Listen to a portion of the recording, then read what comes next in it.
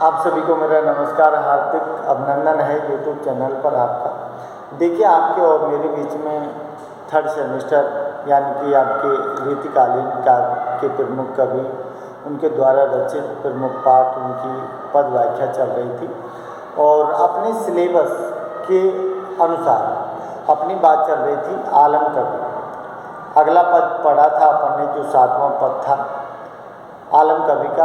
आलम कवि का जीवन परिचय, उनका साहित्यिक परिचय वो मैं पहले बता चुका हूँ। तो आपको पद व्याख्या आती है तो पद व्याख्या में थोड़ी सी सारी चीज़ों को समझ लीजिए। देखिए, सबसे पहले पद व्याख्या करनी है तो सबसे पहले पॉइंट आपको संदर्भ लिखना है।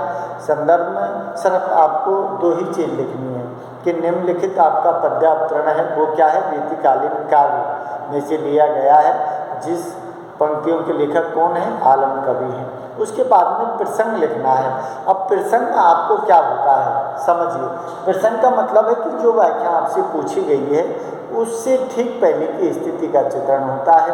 व्याख्या में जो वर्णन किया गया है उससे पहले किस चीज़ का वर्णन, उस विषय वस्तु को व्याख्या से जोड़ा जाता है, तो फिर आपका प्रसंग। अब ये मान लीजिए वात्सल्य रस से है तो माँ यशोदा श्री कृष्ण का वात्सल्य रस से परिपूर्ण जो पद है, जिसमें माँ यशोदा श्री कृष्ण के मतलब प्रेम जो है उस भाव को दिखाया है, अपने पुत्र के प्रति माँ का क्या भाव होता है, तो वो प्रसंग में आप रख सकते हो। उसके बाद में फिर व्याख्या आती है। व्याख्या का मतलब है कि हर चीज़ जो पद है, पद के शब्द हैं, शब्दों को समझिए, उनको पकड़िए, उनका अर्थ पकड़िए, उसके बाद में फिर उसका विस्तार से वर्णन कीजिए, व्याख्या होती है।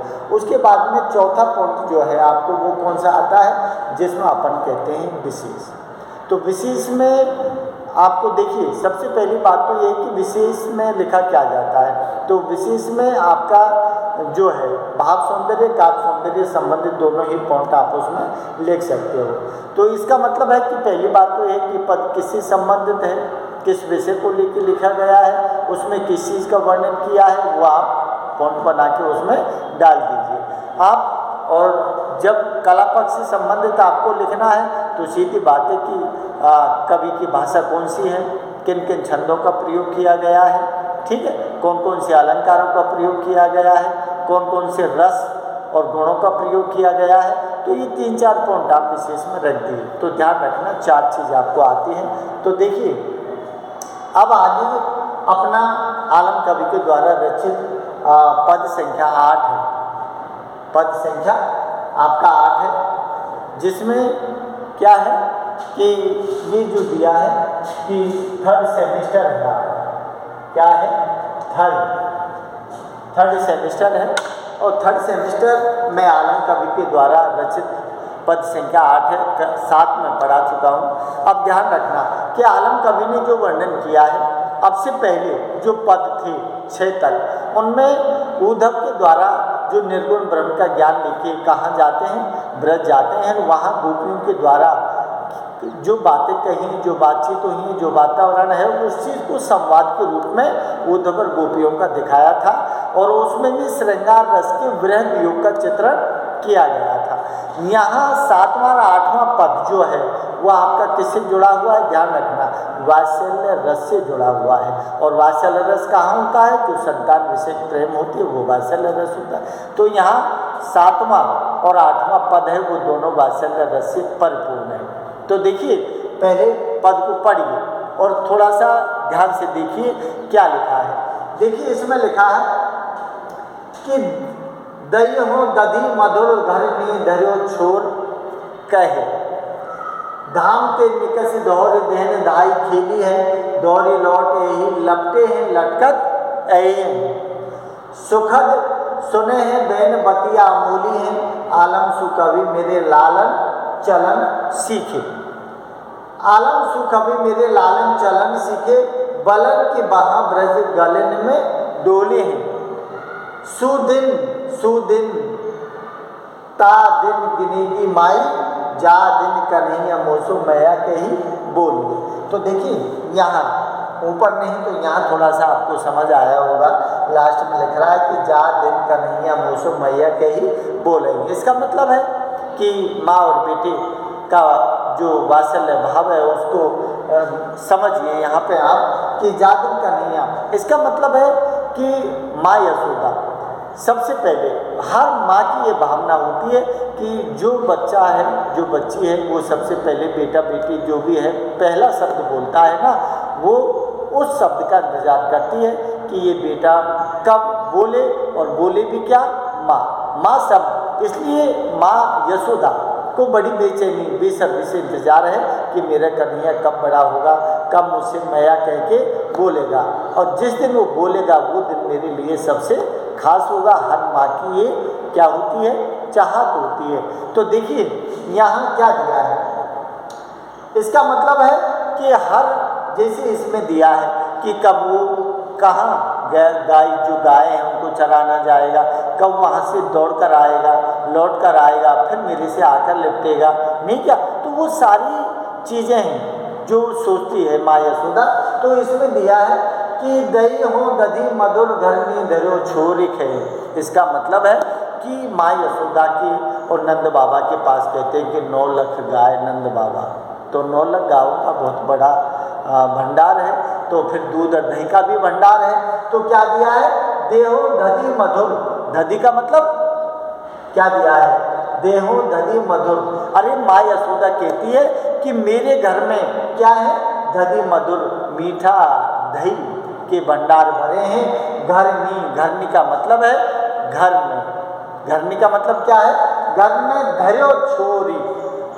धर्यो, धर्यो का मतलब धरा हुआ है, छोरी के, वो किसके लिए धरा हुआ है कि जो मेरा लालन है, जो लल्ला है, मेरा जो लाडला है ना कन्हैया, उसके लिए घर में धरा हुआ है। वो जितना खाए उतना काहे, उसके लिए कोई पाबंदी नहीं है, क्योंकि बचपन से ही माखन चोर बोला है श्री कृष्ण को। इसीलिए माँ क्या कहती है कि देव हो दधी मधुर घर में। इसका मतलब है कि दूध दही जो है उसके भंडार मेरे भरे हुए हैं। जो कहा है, घरनी, क्या दिया, घरनी धरो, जो मेरे घर के अंदर जो है वो भरे हुए हैं। अब देखिए यहाँ जो दिया है कि देहो दधी, क्या दिया है, घरनी धरो, अलग अलग शब्द है, और यहाँ दिया देहो दधी, इसका मतलब है अनुप्रास अलंकार है अनुप्रास अलंकार। अब देखिए यहाँ क्या दिया है कि धामते निकसी धौरी धेनु धाई खेली है। और माँ यशोदा क्या सोचती है कि धामते निकस, अरे मेरा बेटा जो कन्हैया है ना, अभी पैर लेगा, पैर लेने के बाद धाम, धाम का मतलब होता है घर। अरे घर से वो निकलेगा, घर ते निकस, घर से धाम, धाम का मतलब है घर। अरे घर से निकलेगा और निकलकर दौड़ी, और दौड़कर धेनु धाय, और दौड़कर वो कहाँ जाएगा, जो गाय, धेनु, धेनु का मतलब होता है गाय, कि दौड़ धेनु धाय खेले। अरे गऊ, गौ, जो गौ माता है ना, उनके साथ खेलेगा, उनको चराने के लिए जाएगा। वो कब बड़ा होगा, बेसब्री से इंतजार करती है। धाम से निकल, अरे वो घर से निकलेगा, घर से निकलकर कहाँ जाएगा, गायों के पास जाएगा और उनके साथ खेलेगा। वो दिन कब आएगा। क्या दिया है कि दौड़ी लौट आए लपटे हैं, और उसके बाद फिर वो गायों के खेलने के बाद फिर वो लौट कर आएगा। क्या दिया है, दौड़ी लौटी, लौटी माने है वापस आना। अरे दौड़कर फिर मेरे पास वापस आएगा। कल्पना कर रही है आगे की, जब कृष्ण थोड़ा सा बड़ा होगा, चलना सीखेगा, तो उन कल्पनाओं में खोई हुई है माँ यशोदा। तो क्या दिया है, दौड़ लौट यही लपटे हैं। अरे श्री कृष्ण गायों से खेलने के बाद दौड़ेगा और लौट कर मेरे पास वापस आएगा। लपटे हैं, लपटे का मतलब होता है लपटना। अरे प्रेम से आकर मेरे साथ मेरे गले से लपट जाएगा, लटकता है। और माँ के साथ बच्चे ऐसे ही करते हैं। अगर छोटा बच्चा दूर है, दौड़ेगा, दौड़कर अपनी माँ से लिपटेगा, हैं, और उसकी क्या है, बलाइयाँ, माँ बलैया लेगी उसकी, और उसको बड़ा प्यार से उसको लाड दुलार करेगी। तो यहाँ लपटे हैं, लटकत, तो वो क्या है कि वो लिपटेगा, लिपटने के बाद वो मेरे लटक जाएगा। उस दिन का खास किसको इंतजार है, किसको, माँ यशोदा को इंतजार है। यहाँ क्या दिया है कि सुखद सुने हैं बैन बतिया मोली। क्या दिया है, सुखद सुने हैं बैन। सुखद, सुखद का मतलब है सुख देने वाले। सुने हैं, सुने हैं का मतलब सुनना, कब सुनेंगे? सुख देने वाले बैन दिया है। बैन का मतलब है वाणी से। क्या दिया है? बतिया अमूली। अमूली का मतलब है कि बतिया, बतिया का मतलब है बातों से, अमूली का मतलब है जिनका कोई मोल नहीं। ऐसे शब्द श्री कृष्ण अपने मुख से कब निकालेगा जिनका कोई मोल नहीं? क्योंकि छोटे बच्चे तोतली बोली बोलते हैं, अपने माँ बाप से बड़े प्यार से बोलते हैं तो बहुत अच्छे लगते हैं और उन शब्दों का कोई मोल नहीं होता। तो यहाँ क्या दिया? सुखद सुने बैन, बैन बतिया। अरे माँ यशोदा कहती है कि ऐसी वाणी, ऐसी बातों को कब करेगा जिनसे मुझे सुनने में क्या मिलेगा? सुख मिलेगा, और जिनका कोई मोल अमूली, जिनका कोई मोल नहीं होगा। बात करने की चाहत है माँ यशोदा की, जब कृष्ण थोड़ा सा बोलेगा तब की बात। क्या दिया है? आलम सु कवि मेरे लालन चलन सीखे। आलम, आलम कवि कहता है, क्या कहता है? मेरे लालन, मेरे, माँ यशोदा कहती है मेरे लालन। लालन का मतलब है मेरे लाडला कन्हैया चलन सीखे। अरे मेरे जो लाडला कन्हैया है ना, वो कब सीखेगा? क्या? चलना। अरे जब चलना सीख जाता है, घुटनों के बल रेंगना चलना सीख जाता है, देहरी को लांघता है तो बड़ा सुख मिलता है कि बच्चा चलना सीख गया। क्योंकि अभी इससे पहले वाला पद आपने पढ़ा था, उसमें पालने में झूला झूलते हुए दिखाया था, और जो ब्रज की गोपियां हैं वो सब क्या है? मोद गान करती हुई दिखाई थी। तो अगला पद में जो है माँ यशोदा की भावना जो वात्सल्य रस से भरी हुई हैं, उन्हीं को इसमें दिया है कि आलम सु कवि मेरे लालन चलन सीखे। आलम सु कवि कहता है कि माँ यशोदा क्या कहती है? मेरे लालन, मेरा जो लाडला कन्हैया है ना, वो चलना कब सीखेगा? क्या दिया है? कि बलन के वहाँ ब्रज गलन में डोल। और क्या सोचती है? अरे जो बलराम बड़ा भाई है, बलन दिया है, बलन, बलन का मतलब है बलराम। क्यों? बल का धाम बोला जाता है बलराम को। तो बलन की बाह, इसका मतलब है छोटे बच्चे जो बाहों में बाहों डाल के ऊपर धर के घूमते हैं ना, तो बलन की बाह। अरे अपना जो बलराम बड़ा भाई है ना, उसकी बाहों में बाह डाल कर ब्रज गलन, ब्रज की गलियों में कब डोलेगा? अरे जो बलराम बड़ा भाई है, जो बल का धाम है, जो क्या है? बलन है, उसकी बाहों में गल बाहें डालकर ब्रज की गलियों में वो कब घूमेगा? कौन? माँ यशोदा सोचती है। क्या दिया? सुदिन, सुदिन, सुदिन, सुदिन का मतलब है कि क्या दिया है?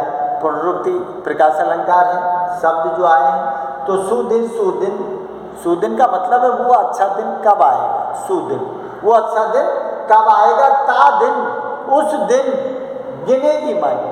अरे वो दिन कब आएगा जिस दिन को माँ अच्छा गिनेगी, अर्थात मेरे लिए सबसे अच्छा दिन वो होगा जिस दिन मेरा कन्हैया मुझसे आकर बात करेगा, मुझसे आकर बोलेगा, मुझसे आकर और अपना बड़ा भाई है बलराम उसके गलबाहें डालकर ब्रज की गलियों में घूमेगा। तो उस दिन क्या है?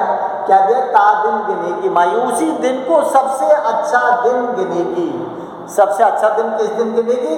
जिस दिन उसका बेटा अपने बड़े भाई बलराम के साथ गलबाहें करके मिलता हुआ ब्रज की गलियों में घूमेगा ना, वो दिन सबसे अच्छा दिन गिनेगी।